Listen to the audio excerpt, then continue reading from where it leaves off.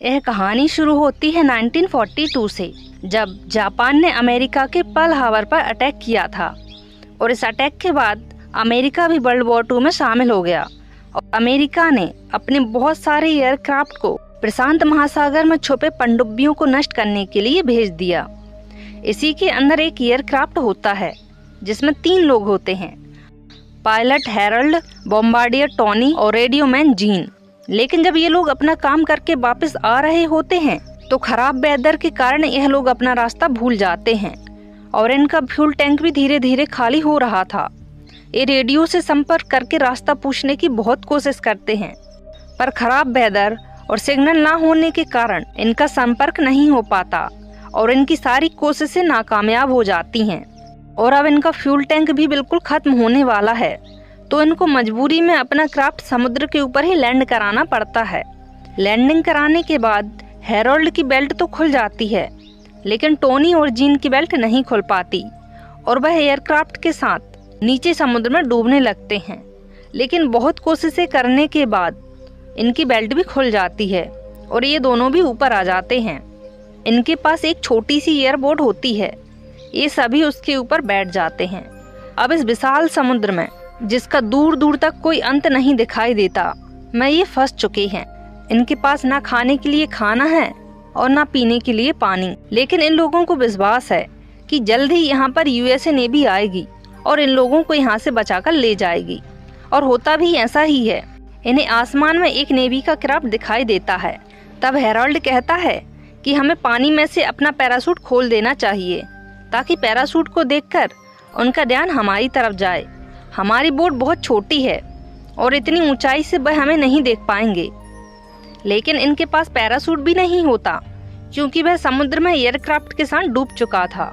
और ना ही इनके पास फेयर गन थी, जिसे चलाकर यह लोग इशारा दे सकते थे। यह लोग अपना लाइफ जैकेट निकालकर उसे हिलाना शुरू कर देते हैं और बहुत चिल्लाते हैं। लेकिन वो एयरक्राफ्ट इतनी दूरी पर होता है कि इन्हें देख ही नहीं पाता और चला जाता है। दरअसल ये एयरक्राफ्ट इन्हीं लोगों को ढूंढने के लिए आया था और यह उन लोगों के पास आखिरी मौका था, क्योंकि यह लोग जानते हैं कि युद्ध के दौरान इन्हें बार बार ढूंढने के लिए कोई नहीं आएगा। यह लोग समुद्र के बीचों बीच फंस चुके हैं, बचने का कोई भी रास्ता नहीं है। अगर जापानीज ने इन्हें देख लिया तो वे इन लोगों को पकड़ लेंगे। इनकी जो बोट होती है वह बहुत छोटी होती है, उसमें कुछ भी ज़्यादा सामान रखने के लिए जगह नहीं होती। इसलिए टोनी और जीन अपने जूते निकालकर समुद्र में फेंक देते हैं। लेकिन हैरोल्ड अपने जूते नहीं फेंकता। टोनी और जीन के पूछने पर वह बताता है कि अगर हमें ज़मीन मिली तो हम में से किसी एक के पास जूते होने चाहिए, ताकि हम चल सकें। और इस तरह से इनका पहला दिन समुद्र में निकल जाता है। और इस बोट में इनकी सबसे बड़ी प्रॉब्लम यह होती है कि इनके पास इतनी जगह नहीं होती कि ये सभी आराम से सो पाएं। इसलिए ये लोग एक एक करके सोते हैं।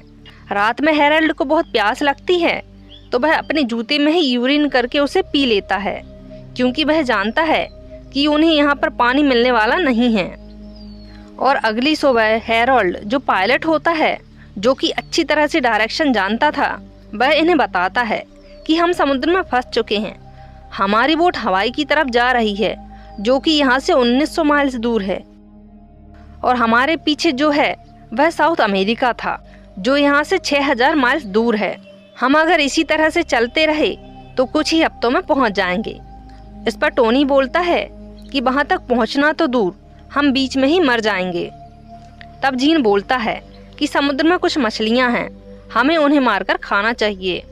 पर समुद्र के बीच में बिना इक्विपमेंट के मछलियाँ पकड़ना भी आसान नहीं था। यह लोग बहुत कोशिशें करते हैं, पर मछलियाँ नहीं पकड़ पाते। और इस तरह से देखते ही देखते 5 दिन बीत जाते हैं। 5 दिन से इन्होंने कुछ भी नहीं खाया पिया था। यह लोग इस विशाल समुद्र में थे, जहाँ चारों तरफ पानी ही पानी था, लेकिन ये लोग उसका पानी नहीं पी सकते थे। जब टोनी से बर्दाश्त नहीं होता तो वह समुद्र का पानी पीने लगता है। इस पर जीन उसे रोकता है और कहता है कि यह पानी तुम्हारे शरीर को और भी सुखा देगा। दरअसल ये लोग हैरोल्ड की गलती की वजह से ही इस समुद्र में फंस चुके थे, क्योंकि जब ये लोग लौट रहे थे तो कुछ सेकंड के लिए हैरोल्ड की आंख लग गई थी, जिससे ये लोग रास्ता भटक गए। फिर हैरोल्ड जब अपनी जेब में हाथ डालता है तो उसे उसमें एक पेंसिल मिलती है। वह बहुत खुश हो जाता है। वह उस पेंसिल से अपनी जैकेट पर एक मैप बनाता है। तब उसे अपनी लोकेशन के बारे में पता चलता है। तो वह कहता है हमें अपनी बोट को हवा के डायरेक्शन में बहने से रोकना होगा। फिर वह लोग अपनी लाइफ जैकेट से और उनके पास जो थोड़ा बहुत सामान होता है उसकी मदद से एक लंगर बनाते हैं जिससे इनकी बोट एक जगह पर स्टेबल हो जाए। जब वह लोग उसे निकालेंगे तो बोट उसी डायरेक्शन में जाएगी जिस डायरेक्शन में हवा चल रही होगी। इसके बाद ये सभी लोग भगवान से प्रार्थना करने लगते हैं कि हमने अपने जीवन में सभी काम अच्छे नहीं किए हैं, लेकिन हमें आपकी हेल्प की ज़रूरत है। और यह लोग सोचते हैं कि इनके जैसे ही न जाने कितने लोग इस समुद्र में फंसे होंगे, तो भगवान आप उन सभी की हेल्प करना। टोनी बोलता है कि हमें इस वक्त सबसे ज़्यादा बारिश की ज़रूरत है, तो भगवान जी प्लीज़ बारिश करा देना। पर पूरे दिन इंतज़ार करने के बाद भी बारिश नहीं होती, तो टोनी बहुत निराश होता है।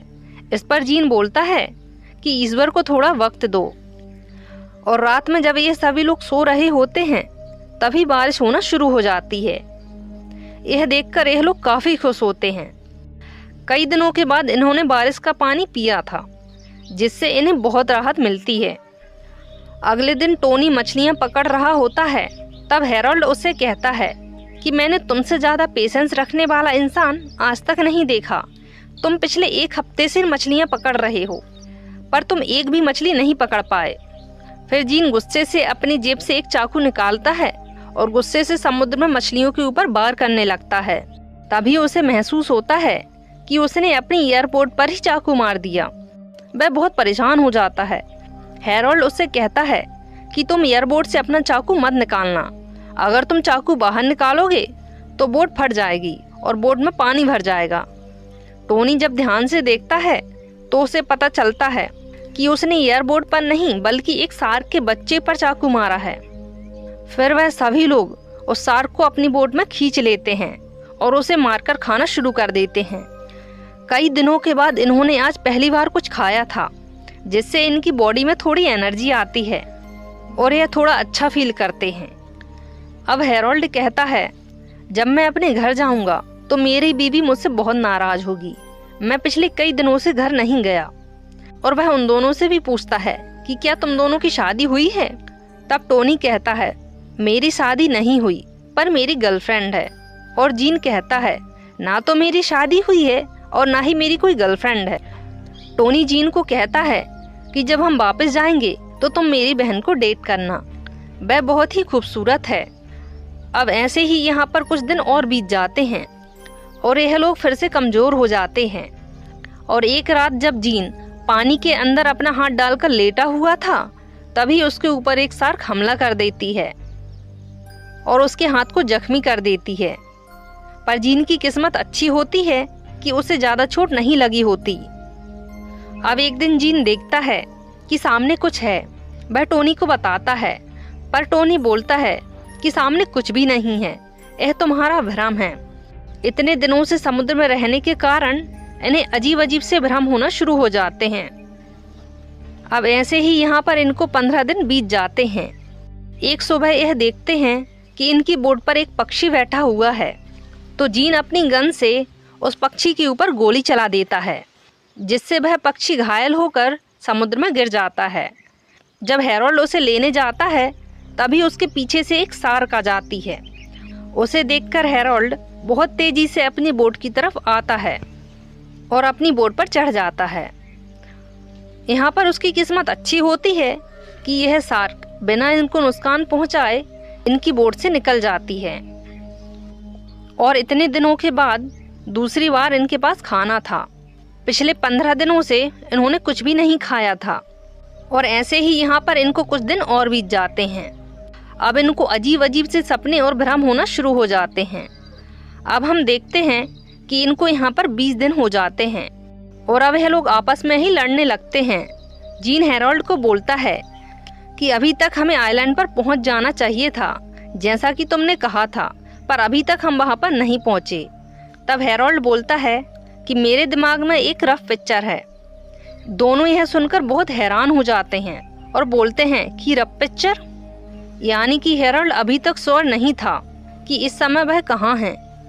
टोनी हैरोल्ड को बोलता है कि हम लोग यहाँ पर तुम्हारी वजह से फंसे हैं, यह सब तुम्हारी गलती है। यह सब सुनकर हैरोल्ड की आंखों में आंसू आ जाते हैं और वह सबसे माफ़ी मांगता है। तभी हैरोल्ड को एक आइडिया आता है। वह अपने जूतों को फाड़कर उनसे 2 चाबुक बनाता है, जिससे जिस दिशा में वह जाना चाहते हैं वहां जा सकते हैं। अब टोनी बोलता है कि जो भी सबसे पहले आइलैंड देखेगा वह बाकी 2 लोगों को पार्टी देगा। लेकिन इनकी मंजिल इतनी आसान नहीं है और अब इनको यहाँ पर पूरे 30 दिन बीत जाते हैं और अब इनकी हिम्मत इतनी भी नहीं है कि यह आपस में बात कर पाएं। यह उस विशाल समुद्र में अपनी बोट के ऊपर लाश की तरह पड़े हैं। लेकिन उसी रात एक बार फिर से वहां पर बारिश होती है, जिससे इनको एक बार फिर पानी मिलता है और तभी अचानक से वहां पर तूफान आ जाता है और इस तूफान के कारण इनकी बोट पलट जाती है और टोनी, जिसे तैरना नहीं आता था, वह कहीं पर खो जाता है। तभी यह देखते हैं कि टोनी बोट की दूसरी तरफ है। यह लोग बड़ी मुश्किलों से बोट को सीधा करके उसके ऊपर आ जाते हैं और इन लोगों की जान बच जाती है। अब अगली सुबह दिखाया जाता है कि ये लोग बहुत थक चुके हैं।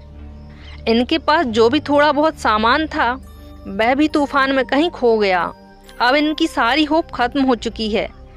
यह तीनों बोट के ऊपर एक जिंदा लाश की तरह पड़े होते हैं और अपने घर वालों को याद कर रहे होते हैं। हैरोल्ड अपनी वाइफ को याद करता है और टोनी को जीन की बहन समुद्र में बैठी दिखाई देती है। दरअसल उसे भ्रम हो रहा होता है, जैसा कि उसे जीन ने अपनी इमेजिनेशन में बताया होता है। टोनी जीन से कहता है कि मुझे लगता है मुझे तुम्हारी बहन से प्यार हो गया है। इस पर जीन उसे कहता है कि हाँ, तुम दोनों बहुत अच्छे कपल बनोगे। हैरोल्ड उन दोनों की बातें सुन रहा होता है और वह अपने आप को गुनहगार समझता है। लेकिन तभी टोनी हिम्मत करके उठता है और बोलता है कि हम बहुत दूर आ चुके हैं और अब हम हिम्मत नहीं हार सकते।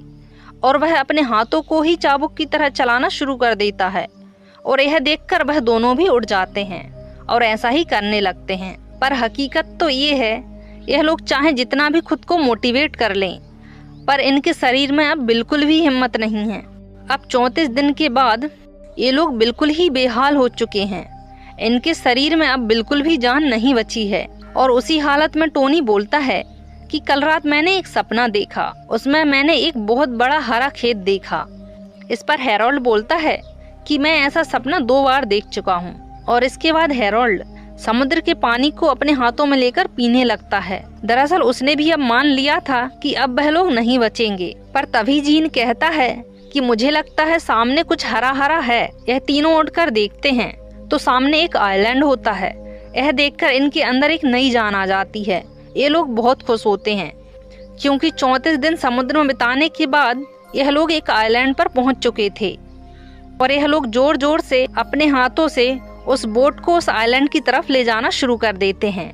उस आइलैंड पर पहुंचने के बाद यह लोग उस आइलैंड पर लेट जाते हैं और उन्हें सामने उसी आइलैंड पर 2 झोपड़ी दिखाई देती हैं और यह लोग उनकी तरफ चलना शुरू कर देते हैं। और इस तरह से इनका यह सफ़र यहाँ पर ख़त्म हो जाता है। और आखिरी में हमें बताया जाता है इन तीनों ने 1000 माइल से भी ज़्यादा का सफ़र एक छोटी सी बोट पर तय किया होता है। और हैरोल्ड को नेवी ने अवार्ड भी दिया होता है क्योंकि इस मुश्किल सफ़र में उसने अपनी टीम को बहुत अच्छे से हैंडल किया था। टोनी ने अपना आगे का सफ़र नेवी में ही कंटिन्यू रखा। जीन ने भी वॉर के दौरान रेडियोमैन का काम किया।